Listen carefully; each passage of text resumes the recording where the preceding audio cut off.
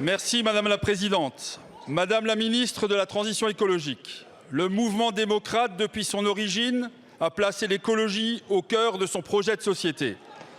L'écologie doit rassembler, c'est notre conviction.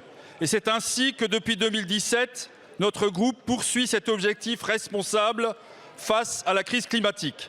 Les débats récents que nous avons eus collectivement sur la remise en cause des ZFE ou sur l'avenir du ZAN montrent qu'une trajectoire de transition doit toujours s'accompagner de solutions réalistes et accessibles à tous. Parce que l'écologie ne doit pas se transformer en impasse. Aucune réponse aux défis environnementaux ne peut se construire sans ou contre les Français. Mais deux réalités nous interpellent, le dérèglement climatique et l'extinction de la biodiversité. Elles nous imposent sécheresse, inondations, tempêtes, pollution de l'air, dépérissement des forêts, et nous nous retrouvons avec une dette écologique qu'il est de notre responsabilité de ne pas léguer à nos enfants. Plus que jamais, nous devons prendre la science comme boussole pour comprendre. Nous devons nous écouter, partager et réfléchir ensemble avant de décider. Nous devons respecter le réel et le vivant pour agir avec justesse et surtout transformer sans dégrader. Partout, des personnes engagées, chefs d'entreprise, citoyens, agriculteurs ou viticulteurs, incarnent cette écologie concrète. Ils cultivent le respect de la nature, intègrent l'innovation et se réunissent pour bâtir un avenir durable. Ils sont nos exemples. Il n'y a pas une solution unique, mais des solutions concrètes, adaptées à chaque territoire. Parce que les enjeux ne sont ni simplistes, ni réduits à un choix binaire. Les réponses se construisent dans la cohésion, la compréhension, pour un bénéfice partagé. Dans un contexte où reculer serait renoncer, ma question est: comment le gouvernement compte-t-il maintenir le cap d'une écologie qui rassemble et qui exige, capable de répondre aux grandes attentes, préserver la santé, respecter le vivant et l'environnement, encourager notre économie?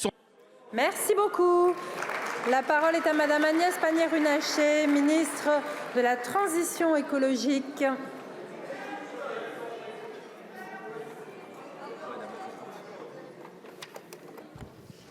Merci Madame la Présidente, Mesdames et Messieurs les députés, Monsieur le député Hott. Vous avez raison de poser la question de l'exigence de protection de l'environnement et d'acceptabilité de cette protection pour les Français. C'est une question centrale et elle doit le rester. C'est aussi, l'écologie ne peut pas être une variable d'ajustement au gré des humeurs ou des échéances électorales. Or, les dernières semaines, nous le savons, ont été difficiles pour l'écologie. Et non, ce n'est pas la première fois. Mais cela n'affaiblit pas notre détermination pour agir. C'est pendant qu'on combat, le climat, lui, ne négocie pas. Ses effets sont visibles, concrets, parfois violents, et nous n'avons plus le luxe de faire semblant.